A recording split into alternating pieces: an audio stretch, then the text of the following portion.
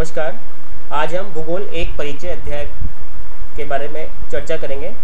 यहाँ पर हम भूगोल का अर्थ, उसकी परिभाषा, उसकी शाखाएं और उनकी उपशाखाओं के बारे में जानेंगे। सबसे पहले हम भूगोल की परिभाषाओं और उसके शाब्दिक अर्थ के बारे में अध्ययन करेंगे। सबसे पहले हम भूगोल का शाब्दिक अर्थ देखते हैं।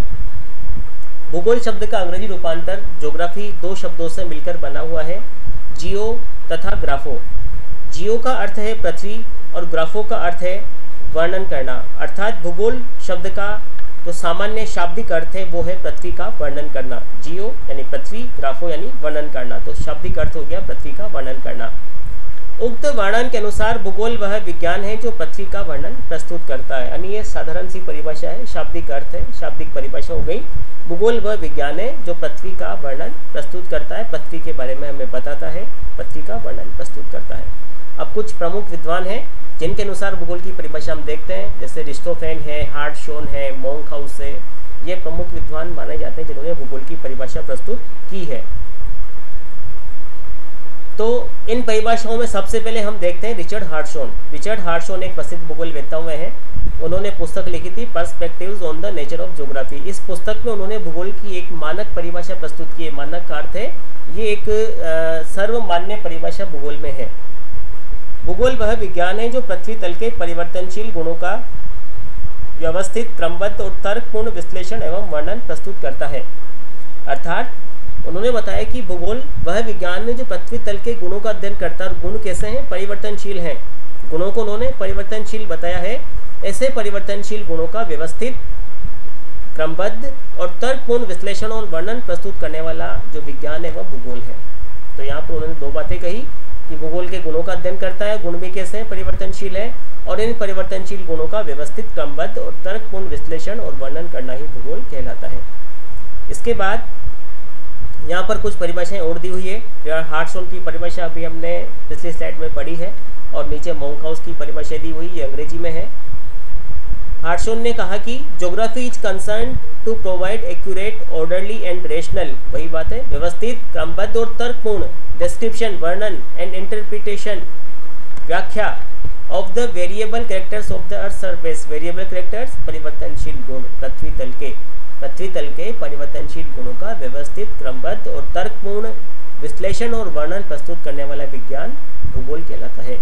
उन्होंने दो पुस्तकें लिखी, नेचर ऑफ ज्योग्राफी 1939 में और perspectives on the nature of geography 1959 में लिखी। दोनों पुस्तकें काफ़ी महत्वपूर्ण हैं। परीक्षा में प्रश्न पूछा जा सकता है कि पुस्तक का नाम दे दिया, यह पुस्तक किसके द्वारा लिखी गई है। उदाहरण के लिए नेचर ऑफ ज्योग्राफी पुस्तक किसके द्वारा लिखी गई, तो उसका सही उत्तर है रिचर्ड हार्टशोन के द्वारा लिखी गई। और ये जो परिभाषा दी उन्होंने, ये दी है perspectives on nature of geography. Monkhouse के अनुसार geography comprises the study of the earth surface in its areal differentiation as the home of man.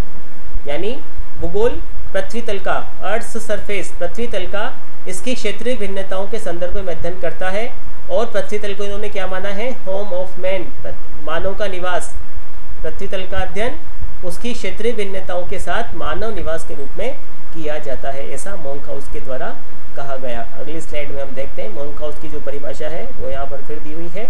भूगोल पृथ्वी तल का उसकी क्षेत्रीय भिन्नता के साथ मानवीय निवास के रूप में अध्ययन करता है। यानी क्षेत्रीय भिन्नताएं तो है ही, अलग अलग क्षेत्र भूगोल पृथ्वी तल पर पाए जाते हैं, उनमें भिन्नताएं हैं, और उनकी भिन्नताओं के साथ साथ मानव निवास के रूप में पृथ्वी तल का अध्ययन करता है। इसके बाद रिस्टोफेन ने भूगोल की परिभाषा दी है। भूगोल में पृथ्वी तल के विभिन्न क्षेत्रों का अध्ययन उनकी समस्त विशेषताओं के अनुसार किया जाता है। यानी पृथ्वी तल को क्षेत्रों में तो बांटा ही, साथ ही साथ उन सभी क्षेत्रों की समस्त विशेषताओं का अध्ययन भी भूगोल में किया जाता है, ऐसा रिस्टोफेन ने बताया। तो यहाँ पर इन चारों परिभाषाओं का यदि सारांश निकाला जाए तो निकल करके सामने आता है कि भूगोल ऐसा विज्ञान है जो पृथ्वी तल का अध्ययन मानव निवास के रूप में करता है। मानव को काफी अधिक महत्वपूर्ण स्थान दिया जाने लगा आगे चलकर। तो भूगोल को ऐसा विज्ञान माना जो पृथ्वी तल का अध्ययन तो करता ही है। पृथ्वी तल के अध्ययन में वो क्या ध्यान रखता है कि ये मानव का निवास स्थान है। पृथ्वी तल का अध्ययन मानव निवास के रूप में करने वाला जो विज्ञान है वो भूगोल कहलाता है। इस प्रकार जो भूगोल है वो पृथ्वी तल का वर्णन करता है और पृथ्वी तल मानव का निवास स्थान माना जाता है। इसके पश्चात भूगोल की धीरे धीरे दो शाखाएं हो गई। उसका कारण था विषय वस्तु की प्रकृति, विविधता एवं विशेषताएं। अध्ययन की सुविधा की दृष्टि से इसे दो भागों में या दो शाखाओं में बांट दिया गया। पहला भौतिक भूगोल और दूसरा मानव भूगोल। भौतिक पक्षों से संबंधित जो तथ्य थे वो भौतिक भूगोल में रखे गए और मानव भूगोल से संबंधित जो तथ्य थे, जो मानव से संबंधित तथ्य थे, वो मानव भूगोल में रखे गए। जैसे स्थल मंडल, जल मंडल, वायुमंडल, जीव मंडल आदि का अध्ययन करना तो भौतिक भूगोल का पक्ष हो गया और मानव तथा उसके सांस्कृतिक पक्षों का अध्ययन करना मानव भूगोल का हिस्सा हो गया। तो दो भागों में बांटा गया, भौतिक भूगोल और मानव भूगोल। तो इस प्रकार से दो शाखाएं कर दी गई, भौतिक भूगोल फिजिकल ज्योग्राफी और मानव भूगोल ह्यूमन ज्योग्राफी। मानव भूगोल में मानव संबंधी तथ्यों का अध्ययन किया जाने लगा और भौतिक भूगोल में भौतिक पर्यावरण या भौतिक पक्षों का अध्ययन किया जाने लगा। सबसे पहले हम भौतिक भूगोल के बारे में देखते हैं। भौतिक भूगोल की परिभाषा आर्थर होम्स ने दी है। भौतिक पर्यावरण का अध्ययन ही भौतिक भूगोल है। इसके अंतर्गत स्थलाकृतियों, जलवायु, सागर और जीव मंडल का अध्ययन किया जाता है। यानी भौतिक पर्यावरण का अध्ययन करेंगे तो भौतिक भूगोल ही कहलाएगा। और भौतिक पर्यावरण के अंग कौन कौन से हैं? स्थल मंडल है, जल मंडल है, वायुमंडल है और जीव मंडल है। चार मंडल भौतिक पर्यावरण के हिस्से कहे जाते हैं, भौतिक अंग कहे जाते हैं। तो इस प्रकार से यदि भौतिक पर्यावरण का अध्ययन किया जाता है तो भौतिक भूगोल कहलाता है। इसके अंतर्गत स्थलाकृतियों का, जलवायु का, सागर का और जीव मंडल का अध्ययन किया जाता है। भौतिक पर्यावरण के अंतर्गत स्थलाकृतियाँ जैसे पर्वत, पठार, मैदान, अपक्ष पर्दन से बनने वाली स्थलाकृतियाँ, जलवायु, वायुमंडल, जलवायु के तत्व, महासागर, जीवों, वनस्पति आदि का अध्ययन किया जाता है। भौतिक भूगोल के बाद हम देखते हैं कि भौतिक भूगोल की प्रमुख शाखाएं कौन कौन सी, जैसा भी हमने अध्ययन किया था। इसकी पहली शाखा है भूआकृति विज्ञान, जिसमें स्थल मंडल का अध्ययन किया जाता है। दूसरी है जलवायु विज्ञान, जिसमें वायुमंडल का अध्ययन किया जाता है। तीसरी है समुद्र विज्ञान, जिसमें समुद्र जल मंडल का अध्ययन किया जाता है। और चौथी है जीव मंडल, जिसमें जीव वनस्पति और जीवों का अध्ययन किया जाता है। जियोमॉर्फोलॉजी भूआकृति विज्ञान, क्लाइमेटोलॉजी जलवायु विज्ञान, ओशनोग्राफी समुद्र विज्ञान और बायोस्फीयर जीव मंडल, ये इसकी चार प्रमुख शाखाएं हैं। अब हम मानव भूगोल के बारे में अध्ययन करते हैं। मानव भूगोल के जन्मदाता थे फ्रेडरिक रेटजेल, प्रसिद्ध जर्मन अर्थशास्त्री थे। इन्होंने अपनी पुस्तक थी एंथ्रोपोजोग्राफी, ये बहुत महत्वपूर्ण पुस्तक है। कई बार परीक्षाओं में प्रश्न पूछा गया है कि एंथ्रोपोजोग्राफी पुस्तक किसके द्वारा लिखी गई है, तो इसका सही उत्तर है रेटजेल। इन्होंने अपनी पुस्तक एंथ्रोपोजोग्राफी में मानव भूगोल के विभिन्न पक्षों पर विस्तृत प्रकाश डाला है। यानी मानव भूगोल का एक तरह से इसको आधार ग्रंथ कह सकते हैं। एंथ्रोपोजोग्राफी को काफ़ी विस्तार से इन्होंने मानव भूगोल के बारे में, मानवीय तथ्यों के बारे में इसमें लिखा है। मानव भूगोल के अंतर्गत भूगोल के मानवीय पक्ष का अध्ययन किया जाता है। इसके अंतर्गत मानव प्रजातियां, जनजातियां, जनसंख्या, बसाव प्रतिरूप, मानव के आर्थिक व्यवसाय, संस्कृति आदि का अध्ययन होता है। यानी मानव से संबंधित जितने भी तथ्य हैं, जो भी पक्ष हैं, सांस्कृतिक पर्यावरण के अंग हैं, उन सभी का अध्ययन मानव भूगोल में किया जाता है। अब हम अध्ययन करते हैं मानव भूगोल की शाखाओं के बारे में। मानव भूगोल की कई शाखाएं हैं।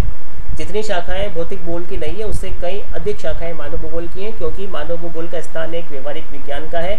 और चूंकि व्यवहारिक विज्ञान है तो इस नाते इसका विकास भी भौतिक भूगोल से अधिक मात्रा में हुआ है।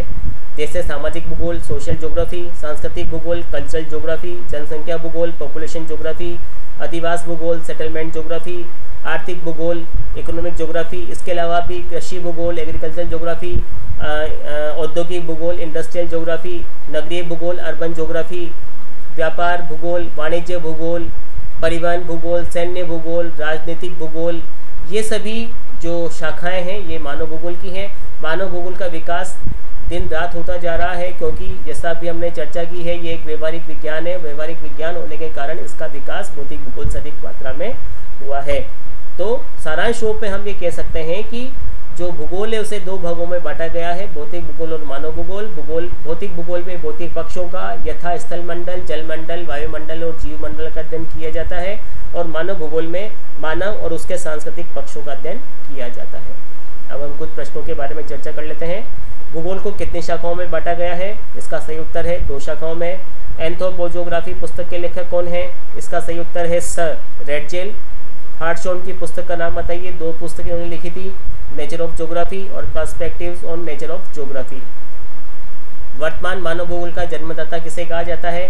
फ्रेडरिक रेटजेल, जिन्होंने एंथ्रोपोजोग्राफी पुस्तक लिखी, उन्हें वर्तमान मानव भूगोल का जन्मदाता कहा जाता है। भूगोल की शाखाएं बताते हुए उनकी विशेषताओं का वर्णन कीजिए। काफ़ी आसान सा प्रश्न है। भूगोल की 2 शाखाएं हैं, भौतिक भूगोल, मानव भूगोल, और इनकी विशेषताओं के बारे में हमें बताना है कि इनमें किन किन तथ्यों का अध्ययन किया जाता है। अगला प्रश्न है, क्या भूगोल को शाखाओं में बांटना उचित है? विश्लेषण कीजिए। भूगोल को अध्ययन की दृष्टि से 2 भागों में तो बांट दिया गया है, लेकिन क्या ये उचित है? भूगोल को 2 शाखाओं में बांटा जाना चाहिए अथवा समग्र रूप से इसका अध्ययन किया जाना चाहिए? ये द्वैतवाद का प्रश्न है।